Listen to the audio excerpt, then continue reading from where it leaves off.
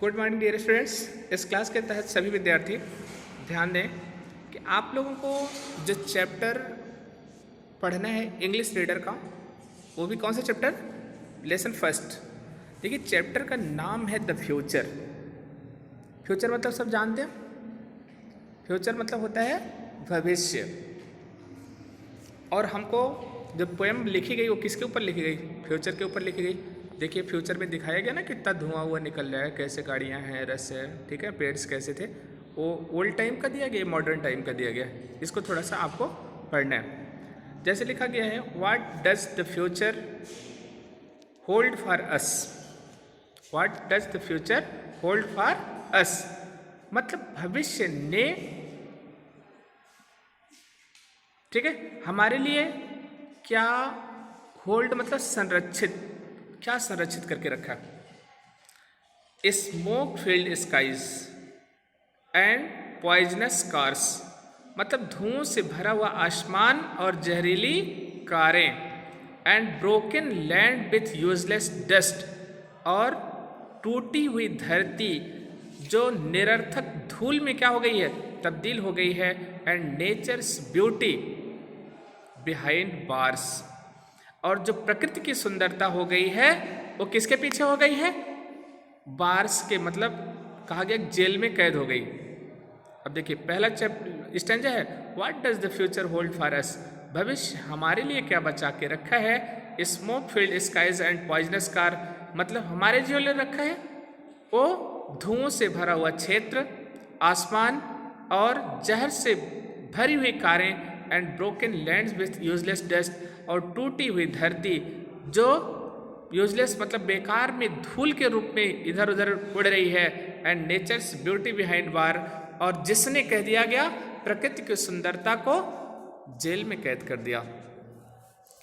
अगला स्टैंजा देखिए, can I ever show my children, क्या मैं कभी अपने बच्चों को दिखा सकता हूँ। इफ दे ओवरकम माई वे, यदि वह कभी हमारे रास्ते में आते हैं, हमारी जनरेशन में आते हैं। The beauty of a sunset मतलब क्या, सूर्य के अस्त होने की सुंदरता। At the ending of the day मतलब जो कब होता है, दिन के अंत में होता है, उसकी सुंदरता को क्या हम दिखा सकते हैं। Can I walk into a forest, क्या हम एक घने जंगल में टहल सकते हैं। And surrounded myself with trees और अपने को चारों तरफ पेड़ों से घिरा हुआ पा सकते हैं। एट नो फिर भी जानते हैं, दैट इट विल रिमेन कि अब भी यह बचा है। For me to visit as I pleased, मुझे वहां विजिट करना मतलब मिलने के लिए, जाने के लिए। एज आई प्लीज जैसा कि मैं चाहता हूं। Can I sit upon the sea shore, क्या हम समुद्र के किनारे बैठ सकते हैं। And breathe in salty air और उस नमक वाली हवा में हम सांस ले सकते हैं। और will it be so dirty अथवा इतना गंदी होगी, that it is unsafe to be there कि वहां के लिए वो क्या होगी, असुरक्षित। आई नो मैं जानता हूं, दैट आई कैन टुडे कि आज मैं क्या कर सकता हूं। Do all the things I have said, उन सारी चीजों को हम कर सकते हैं जो हमने कहा। But when today is yesterday, लेकिन आज जब कल हो जाएगा, will all this things B dead, तो क्या ये सारी चीजें क्या हो जाएंगी, डेड हो जाएंगी मतलब खत्म हो जाएंगी या समाप्त हो जाएंगी। दिस प्रॉब्लम इज इनॉर्मस, ये जो समस्या है ना बहुत बड़ी है। इनॉर्मस मतलब बहुत बड़ी है। As we gradually take heed, जैसे कि हम जल्दी से ध्यान देते हैं। So we must fix it quickly, इसलिए हम इसे क्या करते हैं, जल्दी से फिट कर देते हैं। Using words through and using words and thought and deeds, शब्दों का प्रयोग करके, विचारों का प्रयोग करके और कर्तव्य का प्रयोग करके। Write a letter, start a group, चलो एक पत्र लिखते हैं, एक ग्रुप तैयार करते हैं। Or do something that seems small अथवा उन चीजों को करते हैं जो छोटा प्रतीत होता है। और what ever is done,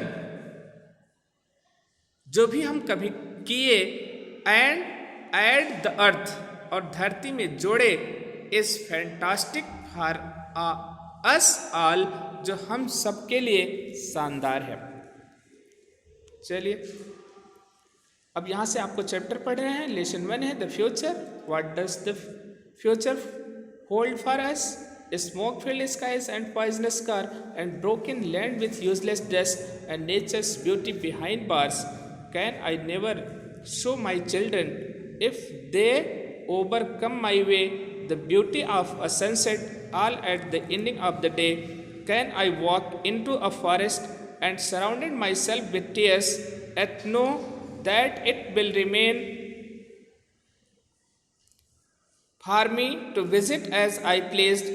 Can I sit upon the seashore and breathe in salty air, or will it be so dirty that it is unsafer be there?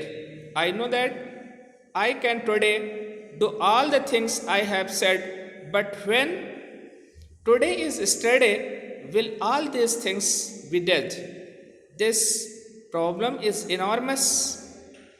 As we gradually take heed, so we must fix it quickly, using words and thought of and deeds.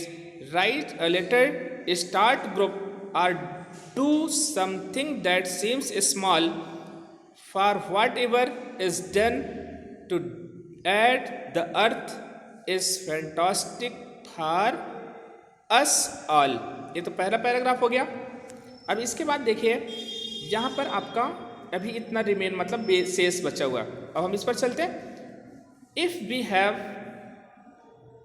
We save what is there before us, यदि हम कभी सोचते हैं कि हमारे सामने क्या है, so it will be there when we go, तब हम जहां भी जाते हैं, देखिए सो इट विल बी वह होगी, देयर मतलब वहां, when we go जब हम जाएंगे, then we will leave a gift more precious, जब हम अधिक कीमती उपहार क्या करके जाएंगे, छोड़ेंगे, then our kids will ever know, जिसे कि हमारे बच्चे भी कभी क्या करेंगे, जानेंगे।